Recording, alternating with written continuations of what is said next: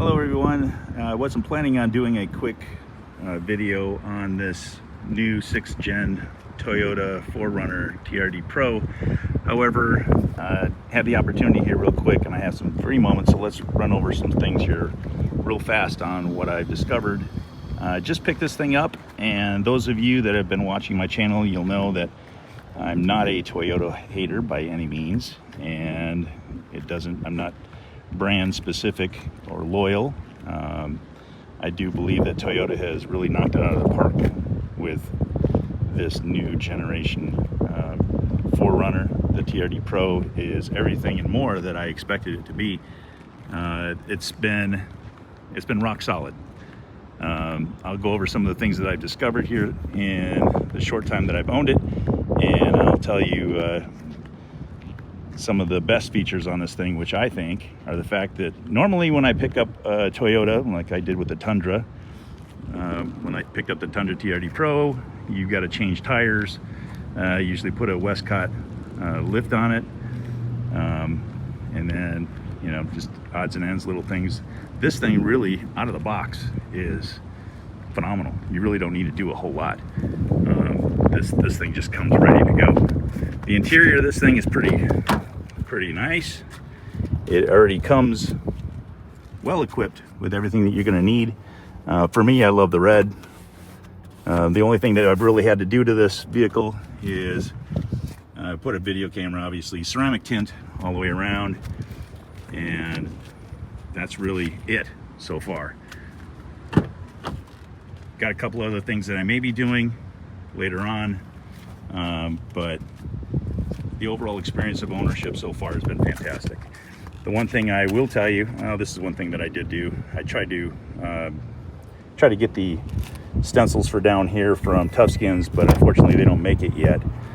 So I do have the ones up there. The back is got pretty good room.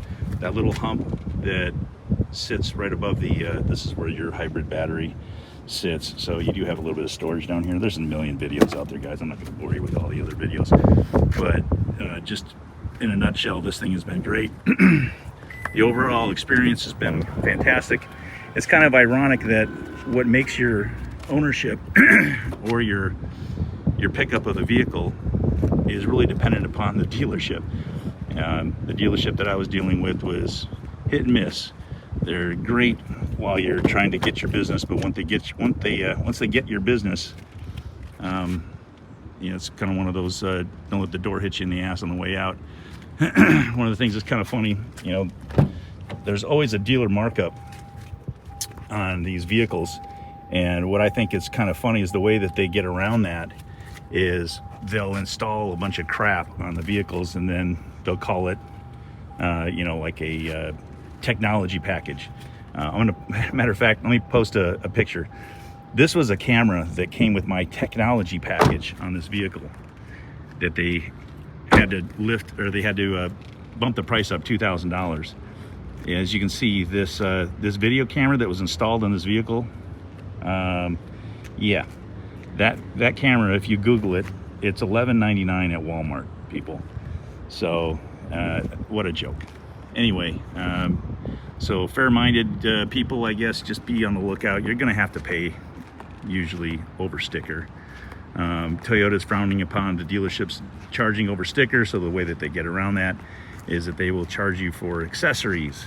One dealership I found the vehicle at, and they had already tinted it with a bunch of cheap crap, and I didn't want that because I'm gonna have to remove it all and then retint it with ceramic. So needless to say, I didn't pick that up. This one here had the least amount of extras on it. Really the only thing that I had to do was take off that silly $11.99 camera and install our own. I will say that the sound system on this 4Runner is pretty pathetic. It's nothing to brag about by any means.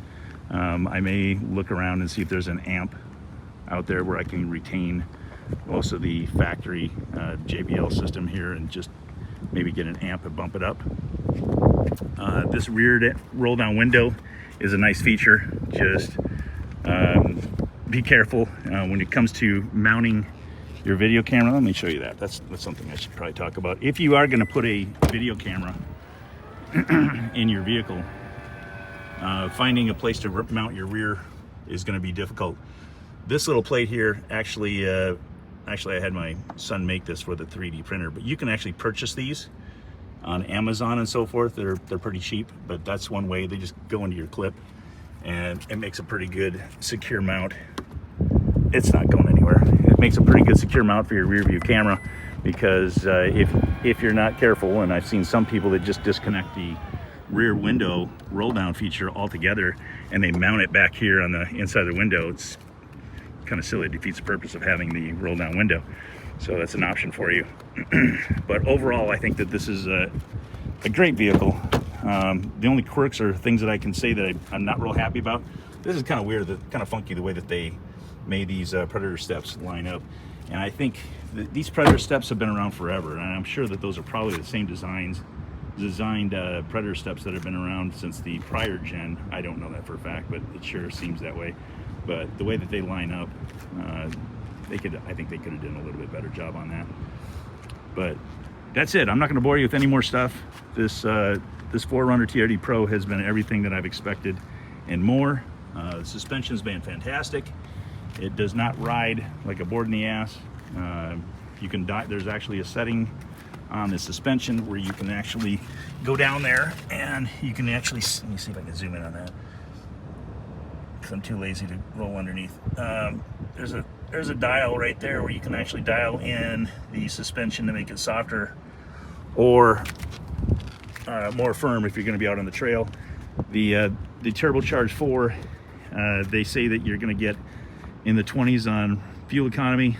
Overall, I've been getting about 15. That's kind of what I expected, and that's mainly city driving. I haven't been jumping on it. I've been trying it in different modes. I tried it in the eco mode, the normal mode, and then also the performance sport mode.